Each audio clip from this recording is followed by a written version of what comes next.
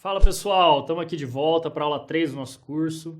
Agora a gente vai falar como que se desenvolveu a vida política no Brasil sob a Constituição de 1824, como foi ali o primeiro e segundo reinado, Dom Pedro I e Dom Pedro II, até a proclamação da República em 1889.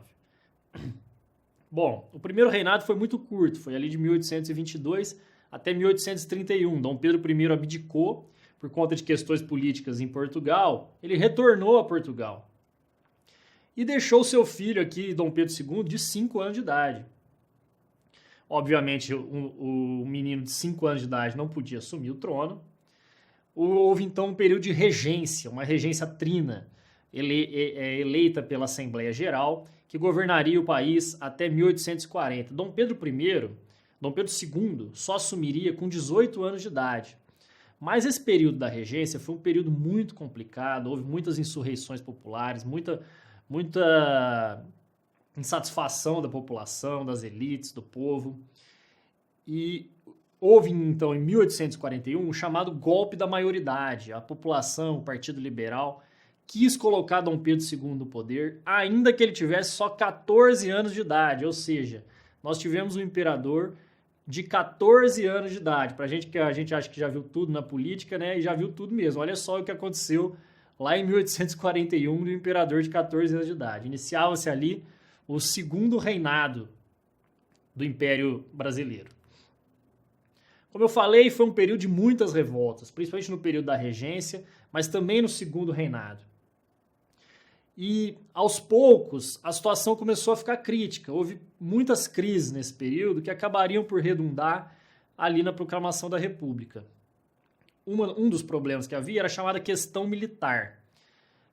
Com a Guerra do Paraguai em 1868, os militares não ficaram satisfeitos com o tratamento que tiveram do governo.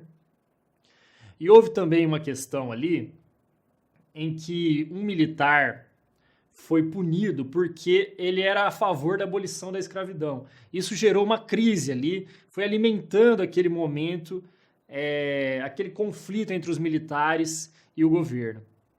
Outro problema foi entraves da Igreja Católica com a monarquia, com o Império. A Igreja, especialmente por um episódio em que a Igreja começou a punir maçons, começou a punir membros do clero que eram maçons. E o Império tinha muitos membros da maçonaria. Isso gerou um conflito. Houve até bispos que foram presos por conta dessa situação.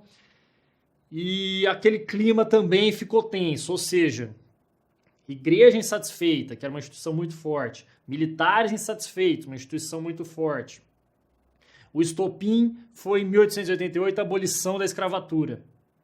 O Brasil foi o último país do Ocidente a abolir a escravidão, a gente tem essa triste marca na nossa história, e isso também deixou muito insatisfeitas as elites, né? Os grandes proprietários de terra, os proprietários de escravo, ficaram muito insatisfeitos com a situação da abolição da escravidão, eles queriam ao menos ser indenizados por isso, algo assim, e todo esse clima, gerando uma insatisfação muito grande com o governo, descambou em 15 de novembro de 1889, um golpe militar protagonizado por Marechal Deodoro da Fonseca e a proclamação da República.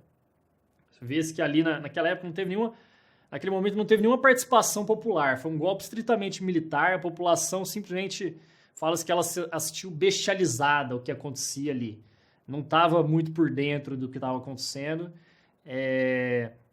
Marechal Deodoro foi lá com os militares, deu um golpe, exilou Dom Pedro II, que teve que voltar com a sua família para Portugal, e foi proclamada a República Brasileira. Na próxima aula, a gente vê a Constituição de 1891, que foi a Constituição Republicana, a nossa primeira Constituição Republicana, elaborada depois da proclamação da República. Até lá. Tchau, tchau.